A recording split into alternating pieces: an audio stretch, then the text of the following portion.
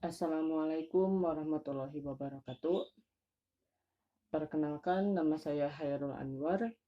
Saya dari kelompok 10 pendidikan SPI, yaitu saya di sini ingin mengerjakan salah satu tugas individu pelajaran SPI dan kebagian mengenai kerajaan Turki Utsmani.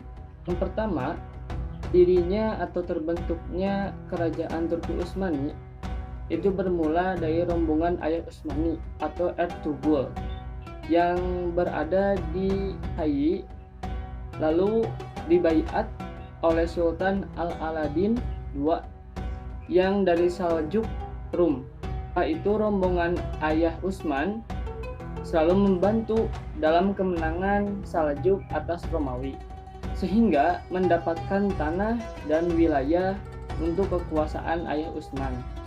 Ertugrul atau Ayah Utsman meninggal dunia pada tahun 699 Hijriah atau 1299 Masehi dan digantikan oleh Utsman. Kemudian pada tahun 1300 Masehi atau 199 Hijriah, bangsa Tatar atau Mongol itu mengalahkan Asia Kecil termasuk Saljuk Rum.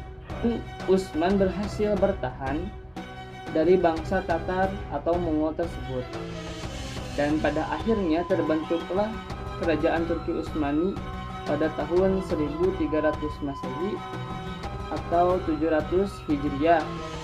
Kedua, kemajuan peradaban Islam pada kerajaan Turki Utsmani. Yang pertama, adanya perundang-undangan. Jadi sebelum ada kerajaan Turki Utsmani, sebelumnya itu tidak ada perundang-undangan. Dan setelah adanya Turki Utsmani adalah kemajuan, yaitu perundang-undangan pada masa Khalifah Sulaiman yang berkuasa pada antara 1520 sampai 1566 Masehi. Kedua, kemajuan peradaban Islam pada kerajaan Turki Utsmani itu ekspansi dan penaklukan Konstantinopel oleh Sultan Muhammad II pada tahun 1453. Yang ketiga, terbentuknya sistem pendidikan madrasah pada tahun 1331 Masehi. Lalu yang terakhir, kemajuan peradaban Islam pada kerajaan Turki Utsmani, adanya bidang seni arsitektur seperti Jami Muhammad Al-Fatih. Yang ketiga, ada kemunduran peradaban Islam pada kerajaan Turki Utsmani. Dikutip dari Peradaban Turki tahun 2019, ada beberapa faktor yang menyebabkan kemunduran Turki Utsmani. Pertama, penggantian Sultan Sulaiman I tidak ada yang cakap atau tidak ada yang setara dengan Sultan Sulaiman I. Pada akhirnya menyebabkan kemunduran peradaban Islam di kerajaan Turki Utsmani. Yang kedua, pengangkatan bawahan tidak lagi didasarkan pada kemampuan mengatur daerah, pun pada perasaan suka atau tidaknya sang sultan.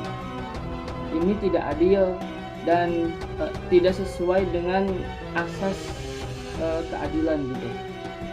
Lalu yang ketiga, korupsi merajalela dan gaya hidup berfoya-foya. Sikap ini menyimpang dari ajaran Islam. Lalu yang terakhir, faktor kemunduran peradaban Islam yaitu pemberontakan pasukan bayaran yang membangkang. Lalu ada tambahan di sini, pada saat Sultan Hamid II naik tahta pada tahun 1876, pemerintahannya yang otoriter memicu munculnya pemberontakan gerakan Turki Muda dipimpin oleh Mustafa Kemal Atatürk. Lalu jadilah revolusi dan pada akhirnya Mustafa Kemal Atatürk menjadi presiden pertama dan mengubah yang awalnya khalifah berubah menjadi republik. Lalu Yang terakhir yaitu hukum dan pendidikan di Kerajaan Turki Utsmani. Di bidang hukum, bahwasannya ada peraturan dan perundang-undangan dalam rangka pembaharuan hukum di Kerajaan Turki Utsmani. Lalu pendidikannya itu yang paling menonjol ialah madrasah, karena itu salah satu tempat pendidikan umum yang di dalamnya hanya diajarkan pendidikan agama. Sekian dari saya. Mohon maaf bila ada salah kata per kata. Assalamualaikum warahmatullahi wabarakatuh.